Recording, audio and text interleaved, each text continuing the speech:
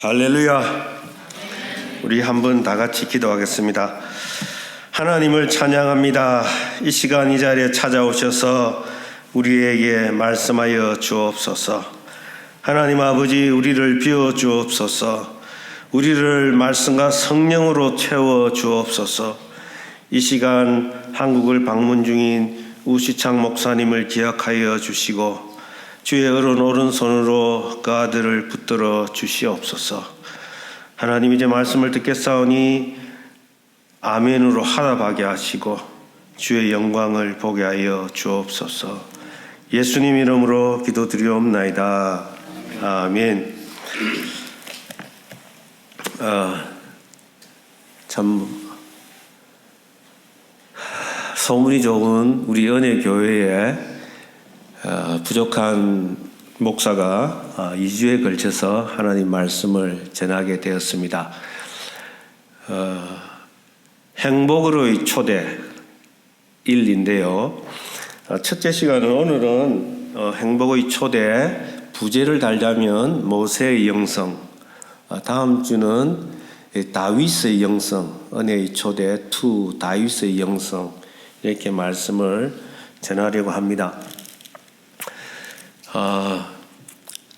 다음 시간 여러분이 좀 더 이렇게 우리가 풍성한 은혜를 누리기 위해서 여러분이 예습을 좀 했으면 좋겠어요.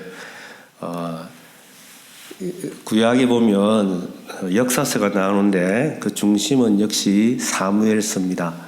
사무엘서는 이 그 중심에 다윗의 언약이 있습니다. 사무엘하 7장이죠. 그리고 사무엘서 시작은 한나의 노래로 시작해서 사무엘하 마지막 부분에 가면 다윗의 노래로 끝나는데 여러분이 그 구조를 잘 살펴보시면서 한번 읽어오시면 큰 도움이 되리라고 생각을 합니다. 여러분 행복하십니까? 대답이 없습니까?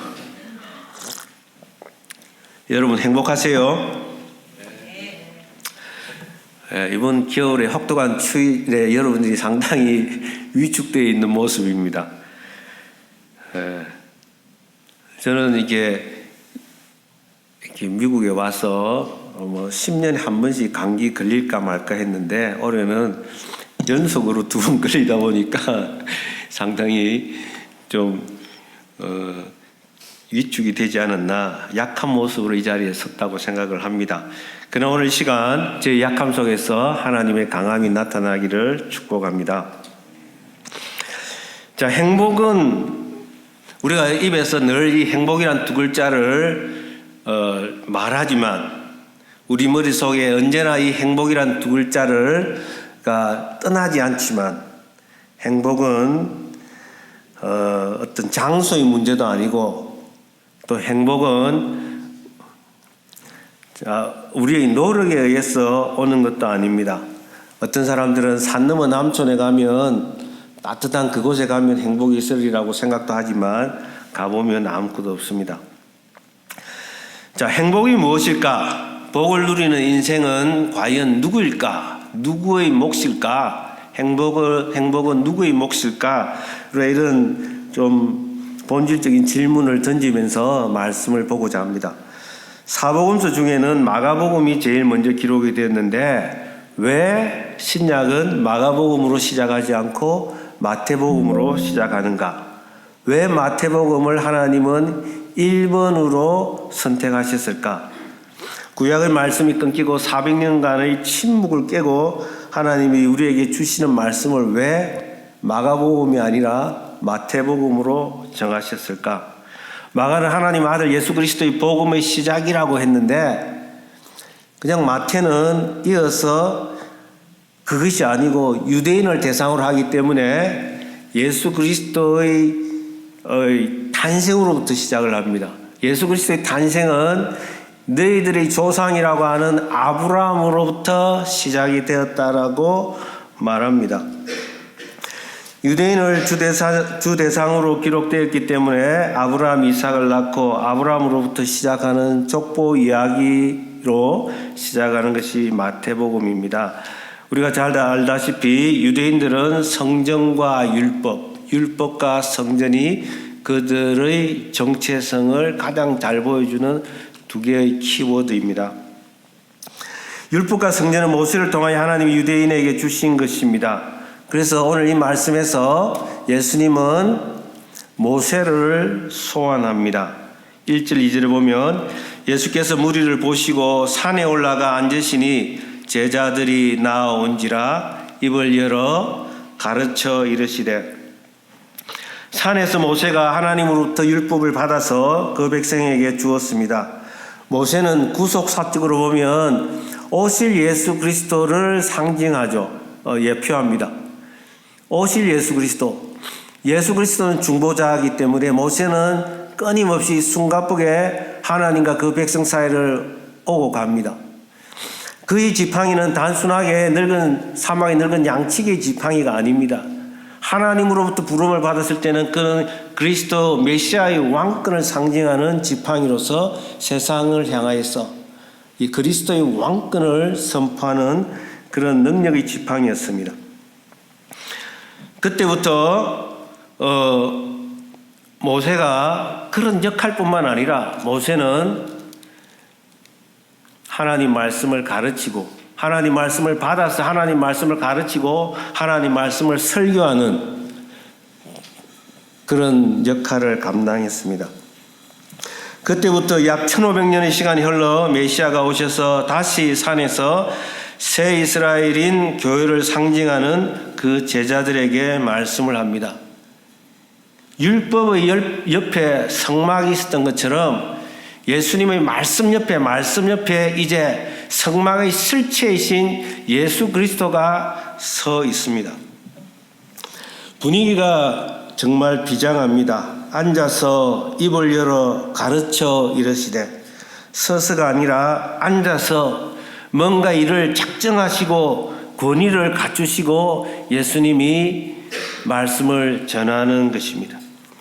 심령이 가난한 자는 복이 있나니 천국이 그들의 것이며, 애통하는 자는 복이 있나니 그들이 위로를 받을 것이며, 온유한 자는 복이 있나니 그들이 땅을 기업으로 얻을 것이며, 의에 줄이고 목마른 자는 복이 있나니 그들이 배부를 것이며, 긍휼히 여기는 자는 복이 있나니 그들이 긍휼히 여김을 받을 것이며, 마음이 청결한 자는 복이 있나니 그들이 천국을 볼 것이며, 화평케 하는 자는 복이 있나니 그들이 하나님의 아들이라 일컬음을 받을 것이며, 의를 위하여 핍박받는 자는 복이 있나니 천국이 그들의 것이며. 아멘.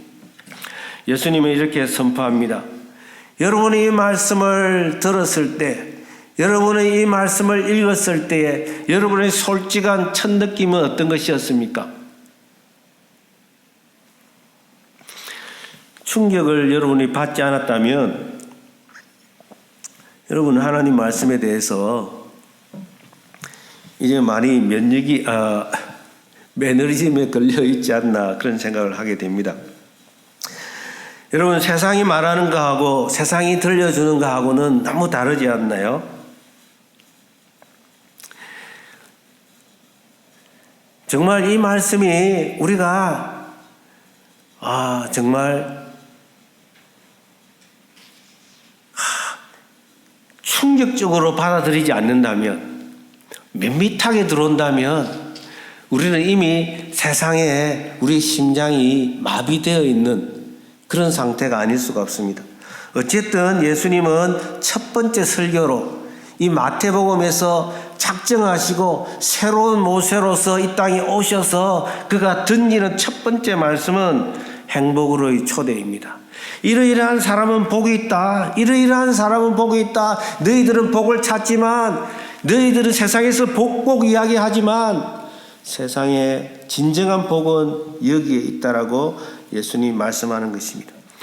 아브라함에게 찾아오신 하나님이 복을 약속하셨습니다.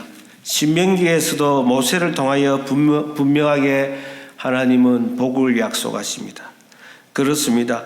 하나님과 관계를 맺고 하나님의 자녀로 하나님 나라의 시민으로 사는 것은 복을 누리는 삶입니다. 예수님의 말씀에서 우리는 충격을 금할 길이 없습니다. 과연 이게 현실적인가? 이게 내가 살고 있는, 내가 내가 발을 딛고 살고 있는 이 현실 속에서 이 말씀이 과연 적용이 될 수 있을까?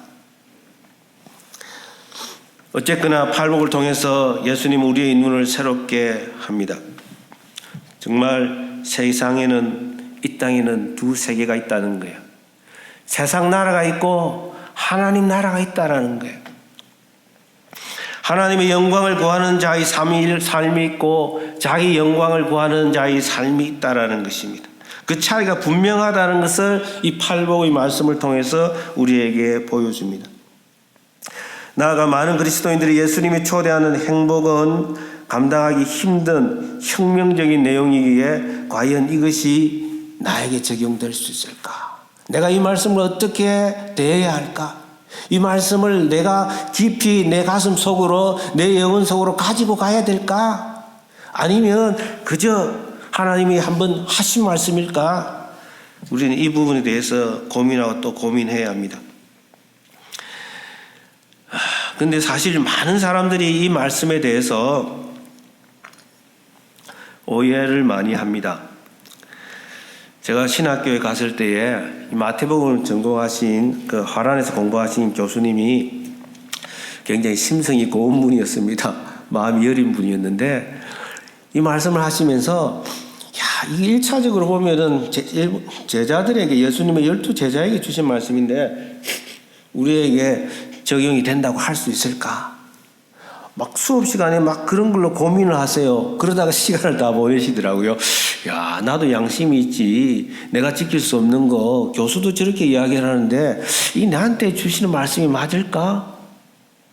그런 고민에 빠진 적이 있습니다. 그리고 역사신학을 공부하셨던 그 한 교수님은 이렇게 말씀하셨어요. 너희들 산상수훈을 한번 읽어봐. 니체는 이 말씀을 보고 이거는 우리가 감당할 수 없는 거다. 사람이 어떻게 이걸 감당하냐면서 바로 양심에 찔려서 성경을 덮어버렸다고 하는데 우리는 이것을 그냥 밋밋하게 보는데 우리도 좀 양심 있게 정직하게 이걸 못 지킬 말씀이라고 하고 덮어버리는 게 오히려 더 솔직한 거 아니냐. 니체가 우리보다 더 나은 거 아니냐. 니체는 어떻게 이 세상에서 양육강식과 같은 이 세상에서 어떻게 이런 자세로, 이런 약해 빠진 자세로 우리가 세상을 이길 수 있는가? 초인 사상을 들고 오면서 초인이 세상을 이길 수 있지 이런 슈퍼맨이 아닌 이런 모습으로는 안 된다고 말을 했습니다. 그러나 이 말씀은 분명히 우리 모든 그리스도인에게 주시는 말씀이라는 거예요. 그리스도인에 대한 설명, 디스크립션, 예수 그리스도는 누구인가에 대한 가장 정확한 설명서로 이것보다 더 이상 좋은 설명서가 없다는 거예요. 여러분이 지금 주보에 간지에 보니까 독서반이 만들어진 것 같아요. 저는 참 20세기 최고의 영적 거봉이라고 하는 마틴 로이드 존스의 책을 여러분들이 한번 읽어보면 어떨까 싶습니다. 이런 게 정말 기독교구나. 다시 한번 고개를 숙여서 성경 앞으로, 하나님 앞으로 기어서 나아가게 하는 그런 책, 그게 마틴 로이드 존스의 책이라고 생각을 합니다. 여러분들이 좋아하는 팀 켈러나 21세기에 우리에게 영향을 많이 준 그런 분들이 읽어보면 다 로이드 존스의 영향 아래 있다는 것을 알 수가 있는데, 로이드 존스 목사님은 이렇게 말을 합니다. 이 팔복이야말로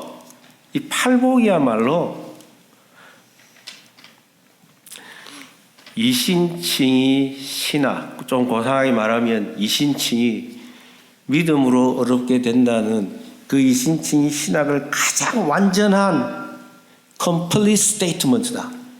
그 이신칭의 신학을 가장 완전하게 선언한 선언서가 바로 팔복이다 라고 말을 했습니다. 그러니까 우리가 로마서를 비롯해서 바울 서신서에서 이야기하는 그 이신칭의 신학과 전혀 따로 가지 않는, 그러나 신학교 가보면 놀라운 것은 이 마태복음을 공부한 사람과 바울 서신을 공부한 사람이 너무도 다른 거예요. 너무도 계속해서 컨플릭트를 일으키고 충돌을 하는 거예요. 여기는 열매로 알리라고 했는데 여기는 믿음으로 구원을 얻으리라고 어렵게 된다고 말하는데 서로가 화해를 하지 못합니다. 조화를 이루지 못합니다. 그러나 로이드 존스는 그것이 전혀 다르지 않다. 이만큼 팔복만큼 이신칭의 신학을 정확하게 보여주는 것은 없다라는 거예요. 나는 여러분이 이 말씀을 통해서 정말 그리스도인은 누구인가 새롭게 그리스도인에 대해서 자기 정체성을 발견하는 시간이 되기를 원합니다. 팔복의 구조는 이렇게 시작합니다. 심령이 가난한 자는 복이 있나니 천국이 그들의 것이며, 여덟 번째 복이 무엇입니까? 의를 위하여 핍박받는 자는 복이 있나니 천국이 그들의 것이며.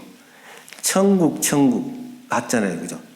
첫 번째 복도 천국이 그들의 것이며, 마지막 복도 천국이 그들의 것이며.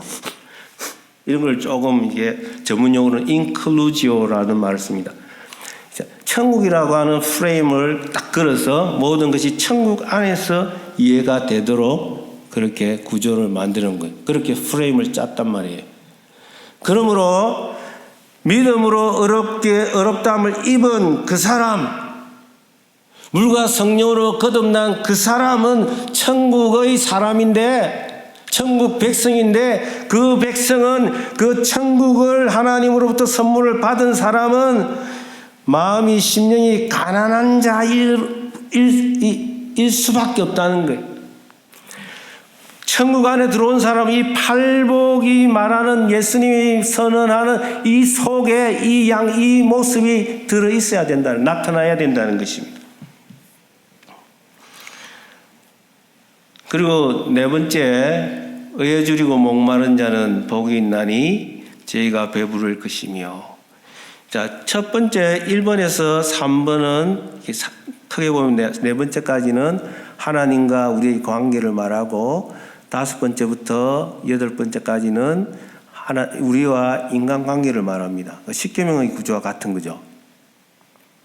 자, 우리가 하나님과의 관계를 통해서 그 관계가 만들어지면 반드시 변화를 있고, 그 변화가 이 사회적인 열망으로 이웃으로 내 밖으로 나간다는 거예요. 복음이 들어오면은 그 복음은 outside in이 아니라 inside out 하는 능력이 있다라는 것입니다. 그리고 네 번째 그 복은 바로 분수령이라는 거죠. 하나님과 우리의 관계와 이렇게 만들어지면은 이렇게 이웃과의 관계로 나아가는 분수령의 역할을 한다는 것입니다. 제가 이 팔복의 구조를 나누는 이유는, 말씀을 드리는 이유는 뭐냐면, 이 팔복이라고 하는 것은 하나의 덩어리, as a whole, 하나의 덩어리로 되어 있다는 거예요. 마치 갈라디아서 5장에서 말하는 성령의 9가지 열매가 하나의 열매라서 fruit, 단수를 쓰지 복수를 쓰지 않는 것처럼, 예수 그리스도 안에 있다면, 성령의 사람이라면 그 열매가 9가지 맛으로 나타나야 되는 것처럼, 하나의 열매가 9가지 맛을 가진 것으로 나타나야 되는 것처럼, 우리가 천국 백성이라면, 천국 시민이 되었다면 우리는 8가지 복이 다 이렇게 나타나야 된다는 것입니다. 심령이 가난한 자는 복이 있나니, 그 중에서도 첫 번째 복은 나머지 7가지 복의 기초와 근간이 된다는 거예요. 이 첫 번째가 시작이 되지 않고서는 두 번째, 세 번째, 네 번째로 이렇게 흘러가기 어렵다는 거예요. 누가복음에는 가난한 자는 복이 있나니라고 시작을 합니다. 이 말씀을 천주교에서는 가장 크게 오해를 합니다. 그래서 가난해야지 우리가 진정한 복을 누릴 수 있다라고 말을 합니다. 그런데 우리가 아무리 생각해봐도 거지의 영성은 왕 같고 왕의 영성은 거지 같다, 그렇게 말할 수 있는 게 아니잖아요. 가난이 영성을 담보하는 게 아니라는 것을 우리는 잘 알 수 있잖아요. 때로는 하나님은 가난을 통해서 우리에게 큰 복을 주시기도 하지만, 물질적인 가난 그 자체가 복은 아니잖아요. 누가복음 6장도 자세히 들여다보면, 문명에서 들여다보면 그것은 바로 영의 가난함, 심령의 가난함이라는 것을 우리가 알 수가 있습니다. 심령이 가난하다는 것은 영이 가난하다는 것인데, 이것은 어떻게 나타나냐? 자기 자신에 대한 태도에서 나타납니다. 부자든 가난한 사람이든 자신에 대한 태도가 있어요. 이것은 내가 마음이 가난하다, 심령이 가난하다고 하는 것은 그냥 내가 그냥 어떤 계기가 있어서 그렇게 내 자신을 바라본다, 그런 게 아니에요. 물과 성령으로 거듭나서 이신칭의 은혜로 말미암아서 내가 성령의 사람이 되어서 내 자신을 보는 태도가 바뀐 것을 말하는 것입니다. 분명하게 자연인과 그리스도인의 차이가 있다는 것을 성경은 우리에게 말합니다. 자연인은 자연인이고 성령의 사람 그리스도인은 그리스도인이다라고 말합니다. 이 둘이가 결코 질적으로 다르다는 거예요. 자연인이 아무리 착한 척을 하고 나이스한 척을 하면서 다른 사람을 배려하고 사회적 규범을 어기지 않고 다른 사람에게 칭송을 받고 그렇게 살아간다 할지라도 그가 물과 성령으로 거듭나지 않았다면, 아무리 나이스한 사람이라고 부름을 물릴지라도 그가 물과 성령으로 뉴맨이 새로운 사람이 되지 않았다면 그는 그리스도인이 아니고 그의 마음은 가난한 심령이 될 수 없다는 것입니다. 여러분, 세상은 어떻습니까? 우리가 살고 있는 이 세상은 자신을 표현하라, 자기를 믿으라, 너 안에 있는 능력을 믿고 세상이 그것들을 보게 하라. 여러분, 운동선수들이 하는 이야기가 그렇잖아요. 여러분, 야구를 좋아하시는지 모르겠지만 야구 선수들이 항상 그런 생각을 한대요. 공을 던지거나 공을 칠 때, 딱 타석에 들어가거나 공을 던지는 그 마운드에 섰을 때 주문을 외워라. 네가 세계에서 최고다. 내가 세계에서 최고다. 계속해서 주문을 걸어라는 거예요. 너 자신을 믿으라. 너의 공을 믿으라. 너의 배트를 믿으라. 제 딸이 모 대학병원에서 이렇게 레지던트를 하는데요. 교수의 평가가 따라옵니다. 근데 한 번은 진지하게 한 교수가 그러더라는 거예요. 너한테는 self-assertiveness, 자기 주장이 좀 약하다는 거예요. 근데 딸이 이제 그걸로 인해서 고민을 했습니다. 왜냐하면 성적을 매겨서 이제 또 펠로우십을 가는데 이렇게 영향을 끼치니까.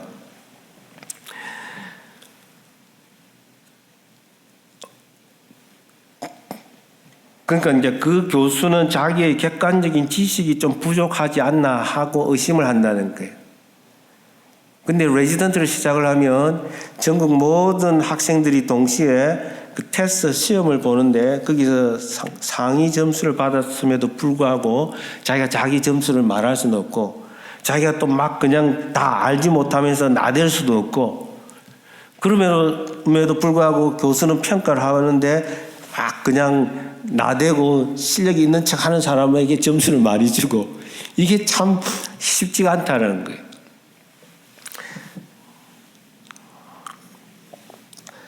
마음이 가난하다는 것은, 심령이 가난하다는 것은 자신의 죄와 무능함을 인정하고 하나님께서 주시는 구원의 은혜만을 의지하는 태도입니다. 내가 가지고 있는 것은 아무것도 아니라는 거예요. 내가 남들보다 더 열심히 살아왔고 더 열심히 배웠고 내가 더 많은 것을 가지고 있다 할지라도 그 하나님 앞에, 하나님을 만난 사람으로서 그 광대하고 그 무한하고 그 영원하신 하나님 앞에 내가 가진 거 아무것도 아니라는 거예요. 그런 사람은 하나님 은혜에 대해서 절대적인 의존을 하게 됩니다. 바로 그런 사람이 심령이 가난한 사람이라는 것입니다. 여러분, 세상은 굉장히 우리를 혼미케 합니다. 제 이웃에는 인도인이 있고 유태인이 있고 또 유럽에서 건너온 사람들이 있는데 그 중에는 굉장히 나이스한 분들이 많아요. 먼저 찾아와서 친절을 베푸는 사람들도 있어요. 무엇을 도와줄까요? 그들 중에 어떤 분이냐면 유니테리언들이 있어요. 유니테리언 처치가 있어요. 사실은 교회가 아니지만 그들은 교회라고 합니다. 근데 이제 뭐 말씀을 나누면서 복음을 전하면은 굉장히 힘들어합니다. 기독교를 받아들인다는 것은, 복음을 받아들인다는 것은 내 인생이 하나님 앞에서 나는 영적으로 파산이다라는 것을 선포해야 합니다.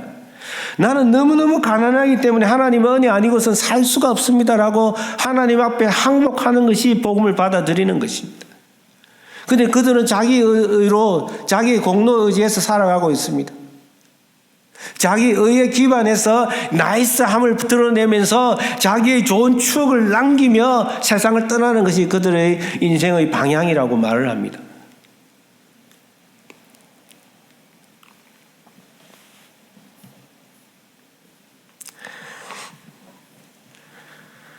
여러분, 그렇습니다.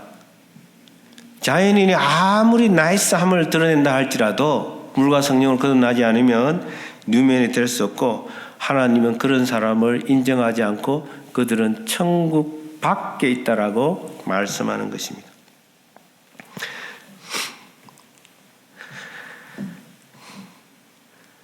로이 존스는 좀 간이 크게 이런 말을 합니다.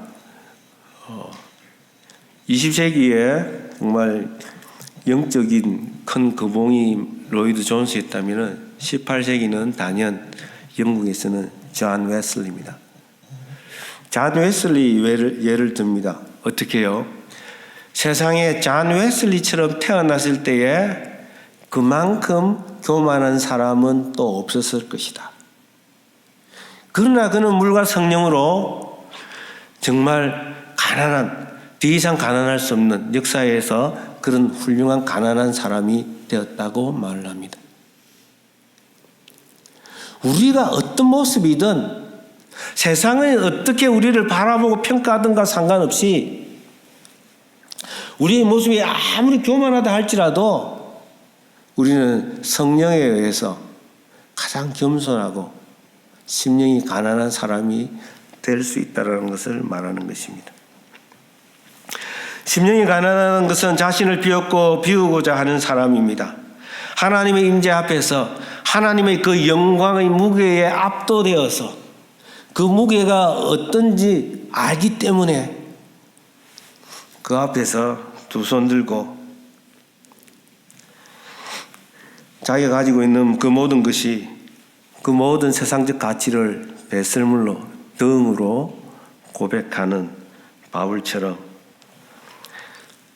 심령이 가난하게 되는 자입니다. 심령이 가난한 자는 반드시 그 다음 단계로 애통하는 자가 되게 돼 있어요. 애통하다는 것은 단순히 자기의 인생의 불행에 대해서 슬퍼하는 것이 아닙니다.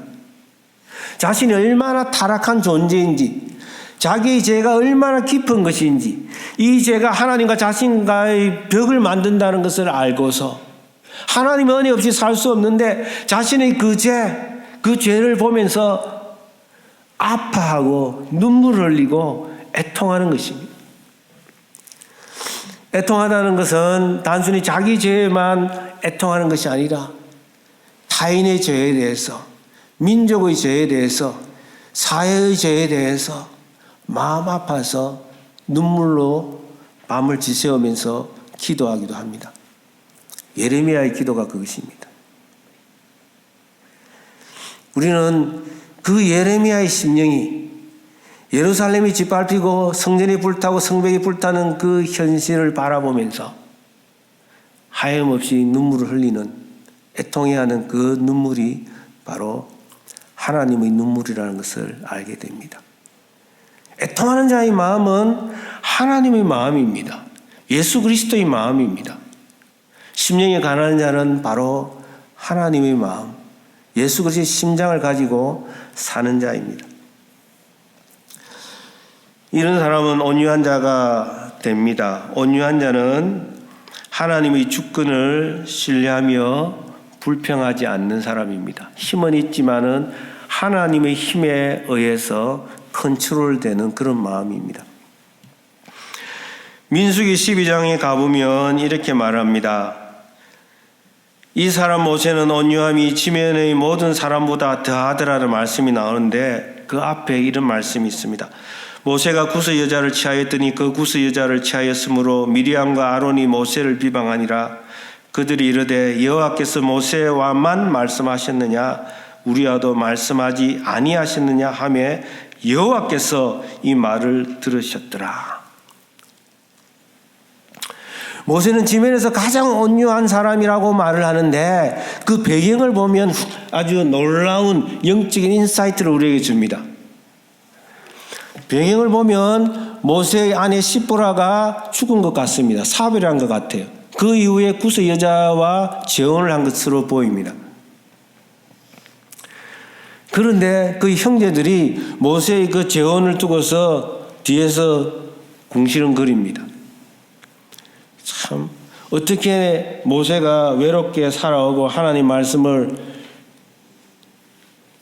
대언하고 왔는데 그 삶이 어떤가를 옆에서 잘 보았음에도 불구하고 형제가 자기를 그렇게 말할 때에 모세는 굉장히 섭섭했을 것입니다. 마음에 상당한 상처를 입었을 수도 있습니다. 그런데 성경은 바로 그 이야기에서 모세는 지면에 가장 온유한 자다라고 말을 합니다. 왜 모세는 가장 온유할 수 있었을까요? 이 상황에서. 성경은 이렇게 말합니다. 여호와께서 이 말을 들으셨더라. 여호와께서 이 말을 들으셨더라. 모세는 그런 비난 속에서도 하나님은 들으시는 하나님. 하나님은 보시고 들으시고 기억하시는 하나님. 하나님의 주권이 미치지 않는 곳은 없다. 내 삶의 현장 속에서도 하나님은 나를 보고 나를 살피시고 나를 돕는 자이고 나의 주권자임을 고백하는 것입니다. 하나님의 주권에 압도된 사람, 하나님의 섭리를 믿는 사람, 그 사람이 온유한 사람인 것입니다. 모세의 영상 한마디로 가난한 심령이 그 핵심입니다. 인생 최대 위기에서 그가 목마르게 외쳤던 소리가 있습니다. 주의 영광을 내게 보여주소서. 하나님의 영광이면 됩니다. 다른 거 아무것도 필요 없습니다. 하나님이면 됩니다. 하나님, 내가 어떤 사람입니까? 나는 세상의 학문에 통달한 사람이잖아요. 나에게는 많은 아이디어가 있어요. 나에게는 많은 경험이 있어요. 나는 세상 관록을 가지고 있는 사람인가? 하나님 아시잖아요. 하나님, 이번에는 내가 플랜 B를 끄집어내서 플랜 B를 시도 한번 해보겠습니다 라고 말하지 않고 정말 하나님 앞에 압도되어서 하나님의 영광이면 됩니다. 시편에는 모세의 시가 딱 한 편 소개가 됩니다. 시편 90편이죠. 그 부제가 하나님의 사람 모세의 기도. 참 기가 막히죠. 이보다 더 좋은 부제가 있을 수 있나요? 모세에게 하나님의 사람 모세의 기도. 이 시편은 하나님을 아는 지식과 사람을 아는 지식으로 나누어져 있습니다. 하나님은 광대하고 하나님은 영원하신 분. 그 하나님 앞에 모세는 너무도 왜소합니다. 야, 어떻게 하나님과 대면하여 살아왔던 그가 이렇게도 초라하게 이렇게도 왜소한 모습으로 나타날 수가 있느냐? 인생이 70이고 연수가 70이고 강건하면 80이고 내 인생은 날아가나이다. 아침 안개와 같고 저녁 연기와 같은 인생이니이다. 인생의 무상을 말하잖아요. 인생의 허물을 말하잖아요. 어떻게 그 큰 모세가, 민족의 영도자 모세가 이렇게 작은 모습으로 자기 자신을 먼지와 같은 그 인생으로 드러낼 수 있냐고요. 하나님의 크심을, 하나님의 위대하심을 알기 때문에. 그는 진정 가난한 심령의 사람이었습니다. 우리는 구속사적으로만 성경을 때로는 볼 때가 있어요. 그래서 우리는 아브라함, 모세, 다윗을 통해서 예수 그리스도를 바라봅니다. 중요한 도구입니다. 그러나 분명한 것은 그들이 우리와 똑같은 성정을 가진 사람이라는 거예요. 우리와 똑같이 역사 속에서 시간과 공간 속에서 울고 웃다가 하나님 앞으로 갔던 사람이라는 것을 우리는 잊어서는 안 됩니다. 마지막으로 그의 마지막을 우리는 잘 압니다. 하나님은 야속하게 모세에게 말씀합니다. 네가 요단강을 건너서 저 땅으로 갈 수 없다는 것입니다. 하나님은 그를 데리고 아바림산, 비스가산으로 데리고 가서 요단강 건너편 저 대까지 하나님은 보여줍니다. 모세는 더 이상 하나님께 하나님 바로 고지가 저긴데 말하지 않고 그곳에서 묘지의 위치를 알리지 않고 사라지고 맙니다. 왜 모세는 그렇게 했을까요? 하나님이 약속하신 것은 바로 그 여리고 땅이 아니고 대가 아니고 하나님이 약속하신 것은 저천성 천국이라는 것을 알았던 것입니다. 자기의 의가 아니라 예수 그리스도의 의를 통해서 예수 그리스도의 공로를 통해서 저 천국으로 그는 건너갔던 것입니다. 자기 철수의 영성입니다. 자기 태장의 영성입니다. 자기 부인의 영성입니다.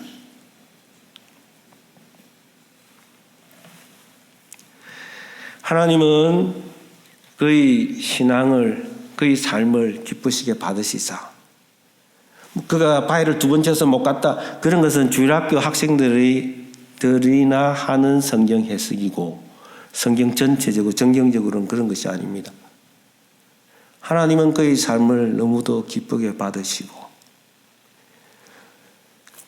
다윗을 통해서 노래로 그 인생을 마감하게 하셨던 것처럼 모세의 입술을 통해서 시를 짓게 하고 노래를 부르며 백성들과 함께 노래를 부르며 하나님이 그를 그의 품으로 받아들였다는 것을 신명기는 말하고 있습니다. 우리가 잘 아는 것처럼 내 교훈은 비처럼 내리고 내 말은 이슬처럼 맺히나니 연한 풀이의 가는 비 같고 채소 위의 단비 같도다. 여러분, 팔복의 영성은 자기 철수의 영성입니다. 자기 부인의 영성입니다. 모세는 이런 하나님의 사랑을 알았기 때문에 이런 노래를 부르고 마지막으로 백성들을 향해서 축복의 메시지로 자기 삶을 마무리합니다. 자기를 비웠기 때문에 하나님의 것으로 체험받았고 그 하나님의 것이 자기 속에서 넘쳐나는 잔이 되어서 하나님의 백성에게 하나님이 주신 것을 그 복을 흘러가게 하면서 예수 그리스도의 품에 안겼다는 것입니다. 사랑하는 성도 여러분, 이것이 특별한 성인에게 주신 그 말씀이 아니라 바로 우리 모두에게, 천국 백성이 된 우리 모두에게 주시는 말씀이고, 우리의 마음이 가난해질 때에 나의 가진 모든 것이 아무것도 아니고 하나님의 것을 사모하는 그 간절한 마음이 우리의 인생을 철저하게 변화시킨다는 것입니다. 그 철저하게 변화되어서 우리의 입술에서 찬양이 흘러나오고 우리의 언어가 축복의 언어가 되기를 주님의 이름으로 축원합니다. 우리 다 한번 기도하겠습니다. 하나님 아버지 은혜 감사합니다. 세상에 살면서 세상에 중독된 우리를 씻어 주옵소서. 예수님의 보혈의 능력이 있음을 믿습니다. 우리의 마음을 씻어 주옵소서. 우리의 머리를 씻어 주시옵소서. 우리의 발을 씻겨 주옵소서. 오로지 하나님으로만 채워주시되 말씀과 성령으로 충만케 되어 축복의 통로로 서게 하여 주옵소서. 예수님 이름으로 기도드리옵나이다. 아멘.